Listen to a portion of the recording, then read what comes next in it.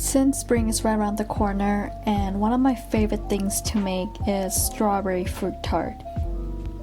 We'll begin by making Pate Surecree, if I pronounce it right, but it means sweet dough in French, and it's similar to shortbread crust but just a little bit more on sweeter side. Start by adding 215 grams of all-purpose flour into a mixing bowl, followed by 50 grams of powdered sugar, 2 grams of salt. Stir all the ingredients together until the powdered sugar and salt are mixed thoroughly with the flour, then set it aside. Now grab 113 grams or half cup of cold vegan butter, and you can replace this with margarine or even non-dairy spreadable. What I did here is cut the butter into 1/2 inch by 1/2 inch cube. Then I transfer that into a flour mixture. Coat the butter with the flour and use your thumbs and your index finger and rub the butter and flour together, and continue doing this until the flour and the butter achieved a sand-like consistency like this. Add in 2 tablespoons of cold ice water. Repeat the thumbs and index finger method until the dough no longer sticks to your finger and your hand.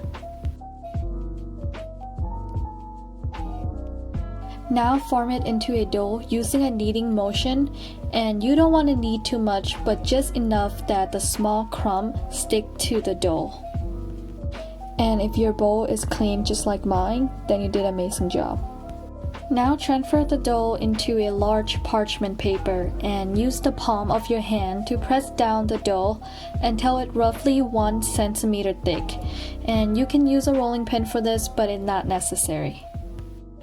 Fold the parchment paper into cover 4 sizes and make sure that there's no dough exposed to the air, otherwise it'll become hard and difficult to roll it out. Refrigerate the dough for at least 15 to 1 hour, and if you plan on leaving it for more than 45 minutes, make sure to leave the dough out for 5 minutes before you start rolling. Otherwise, the dough will become too hard and difficult to roll. To make strawberry filling, you will need 2 cups or 280 grams of frozen strawberry. Add in 50 grams of cane sugar, 1 tablespoon or 15 milliliters of lemon juice. Since I'm using Meyer lemon, it tends to be a little bit sweeter and less bitterness from the peel, so I cut that into 4 to 5 strips and add into my strawberry filling. And you can skip this step and just zest in 1 tablespoon of lemon instead. Now bring the saucepan into the stove top and cook under the medium heat. Stir occasionally and make sure that the sugar doesn't stay on the bottom of the saucepan for too long, otherwise it starts to caramelize and burn. Turn the heat low and let the strawberry soften. While we're waiting for the strawberry, we are going to be preparing Agar Agar thickened solution. You will need 2 grams or 1/2 teaspoon of Agar Agar. If you don't have Agar Agar, you can use 1 tablespoon of cornstarch. Add in 2 teaspoons of water into Agar Agar. And if you want to use cornstarch for this recipe, you'll add in 2 tablespoons of water instead. Stir Agar Agar with the water until it dissolves. When the strawberry becomes softened, turn the heat back up to medium-high heat. Use your wooden spatula and start to mash the strawberry down. When you start to see that there's a lot of juice coming out from strawberry and the strawberry is break down into a small chunk like this, you can add in your Agar Agar or cornstarch solution. And you want to quickly stir right away, otherwise the cornstarch or the Agar Agar will become lumpy. After the sauce becomes thickened, remove it from the heat and let it cool down for a couple minutes. Pour the sauce over a strainer. Use the back of the spoon and mash down the strawberry to extract the sauce. Discard anything that was left on the strainer and repeat the same process until you extract all the sauce. After you're done straining all the sauce, refrigerate for at least 30 minutes.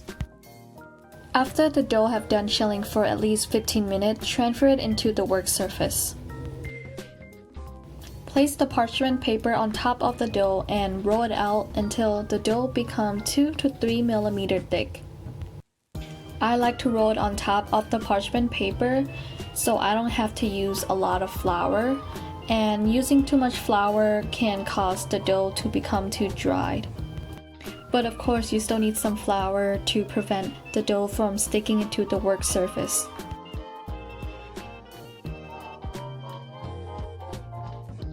Don't worry if the dough have a large crack like this, you can just simply push them back together. After the dough achieves 2 to 3 millimeter thick, you are going to grease your tart ring by adding just a little bit of oil into the paper towel and apply it all over the tart ring.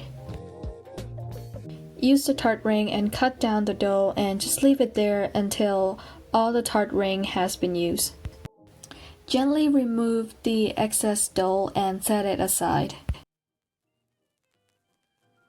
Use the offset spatula to help transfer the dough into a baking sheet.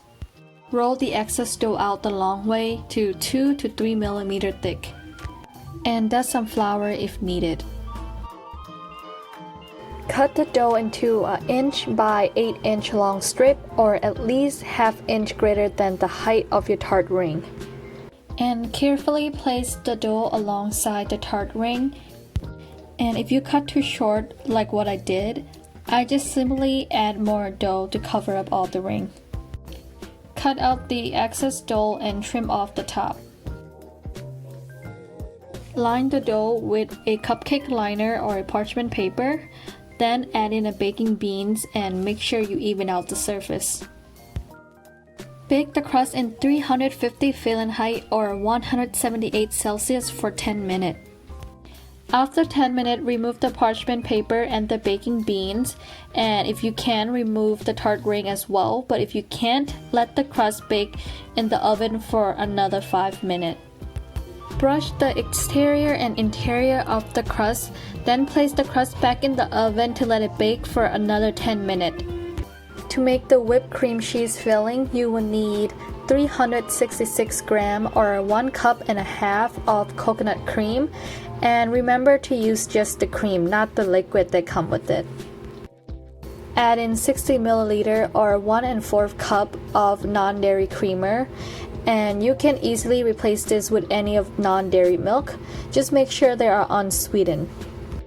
13 grams or 2 tablespoons of powdered sugar. Add in 1 gram or ½ teaspoon of vanilla bean powder. You can easily replace this with just 1 teaspoon of vanilla extract. Add in 134 grams or 3/4 cup of vegan cream cheese and 3 milliliter or 2 tablespoons of maple syrup. If you don't want to use maple syrup, you can add extra 2 tablespoons of powdered sugar instead. Whisk all the ingredients together until the cream becomes stiff peak. Pipe in about 1 to 2 tablespoons of whipped cream cheese and use the back of the spoon to even out the surface of the cream. Then pipe in 1 tablespoon of strawberry filling. Again, use the back of the spoon to even out the surface of the strawberry. Pipe in another 2 tablespoons or just enough to cover the tart shell with the cream. You can decorate the tart on however you like, but this is how I decorate the strawberry tart.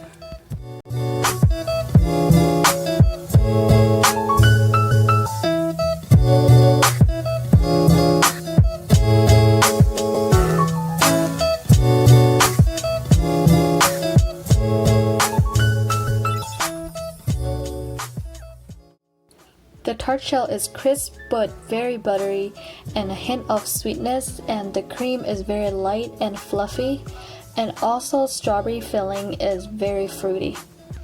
I hope you guys try this recipe out, and thank you for watching.